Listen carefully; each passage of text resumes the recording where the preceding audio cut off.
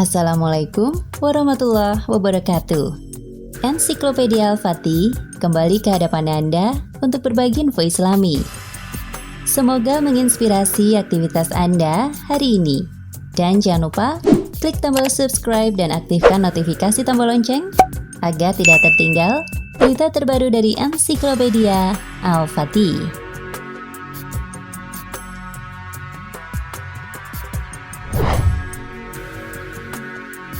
Di dalam Al-Quran, ada beberapa sosok agung dalam sejarah yang tidak disebutkan namanya. Tapi lakon hidup yang mereka mainkan demikian penting, hingga Allah Subhanahu wa Ta'ala mengabadikan kisah-kisah mereka dalam Al-Quran. Tapi dari sejumlah tokoh besar yang diceritakan Al-Quran, kisah soal Nabi Musa alaihi salam yang berguru pada Khidir adalah yang paling banyak menyita perhatian para musafir dan kaum muslimin umumnya. Bagaimana tidak? Allah Subhanahu wa Ta'ala menyebutnya sebagai seorang hamba di antara hamba-hamba kami yang telah kami berikan kepadanya rahmat di sisi kami dan telah kami ajarkan kepadanya ilmu dari sisi kami. Quran Surat Al-Kahfi ayat 65. Umumnya ulama berpendapat bahwa sosok yang dimaksud dalam ayat tersebut adalah Al-Khidir atau Khidir. Legendanya sangat masyhur, meski sosoknya demikian misterius. Bahkan namanya pun bukan nama sebenarnya. Kata Al-Khidir sendiri bermakna hijau. Musa Kazim mengutip dari tafsir Al-Mizan karya Allamah Husain Toba-Tobai mengatakan, salah satu tanda kenabian atau mukjizat Khidir ialah setiap kali ia duduk di atas kayu ataupun tanah gersang, maka berubahlah tempat yang didudukinya menjadi hijau royo-royo. Itulah alasan mengapa dia dipanggil dengan sebutan Khidir atau yang hijau. Jalaluddin As-Suyuti dalam tafsir Ad-Dur Al-Mansur menukil hadis yang diriwayatkan oleh Ibnu Abbas sebagai berikut. Sesungguhnya Khidir disebut Khidir lantaran setiap dia sholat di atas hamparan kulit putih, maka hamparan itu tiba-tiba berubah menjadi hijau. Menariknya lagi, sosok yang dikenal sebagai Khidir ini ternyata memiliki ilmu lebih tinggi daripada Nabi Musa alaihi salam. Allah Subhanahu wa Ta'ala berfirman, Musa berkata kepadanya, "Bolehkah aku mengikutimu supaya kamu mengajarkan kepadaku ilmu yang benar di antara ilmu-ilmu yang telah diajarkan kepadamu?" Dia menjawab, "Sesungguhnya kamu sekali-kali tidak akan sanggup sabar bersamaku.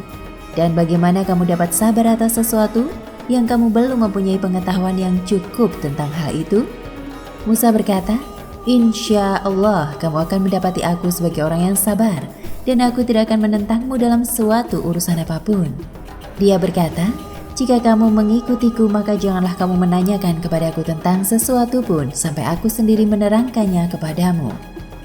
Quran Surat Al-Kahfi ayat 66 hingga 70.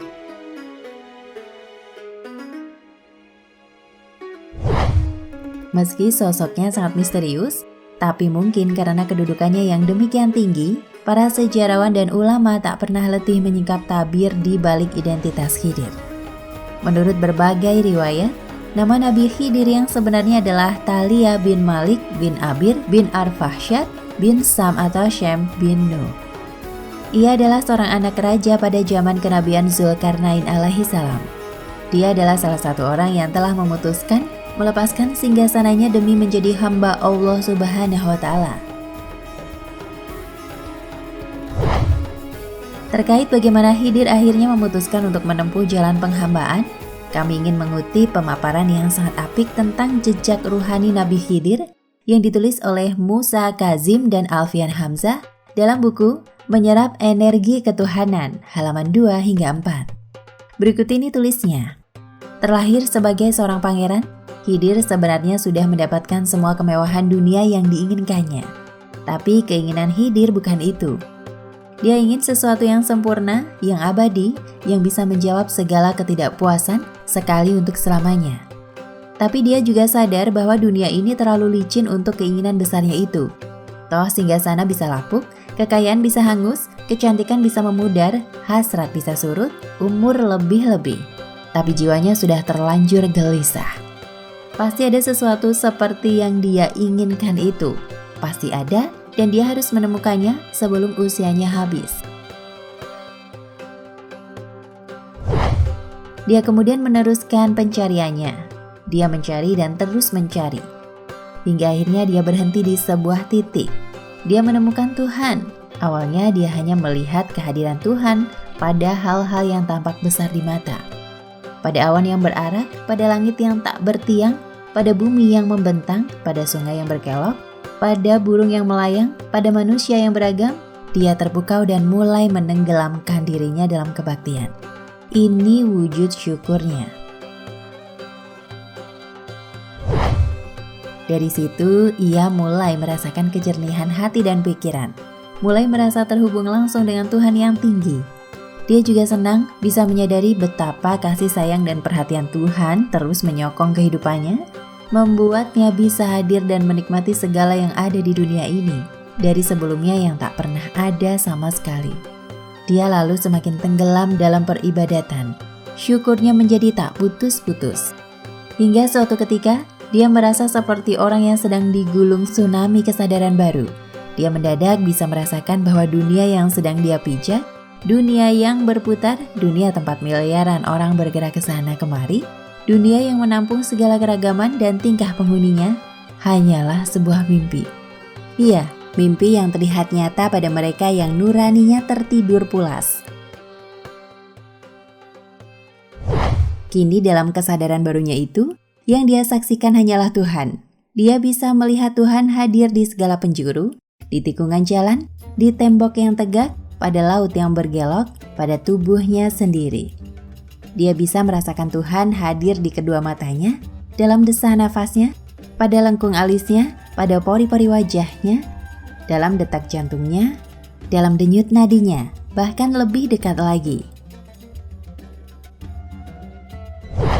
Dia terpesona dengan semua itu sebelum akhirnya menyadari betapa dia tidak bisa lagi mengenali dirinya.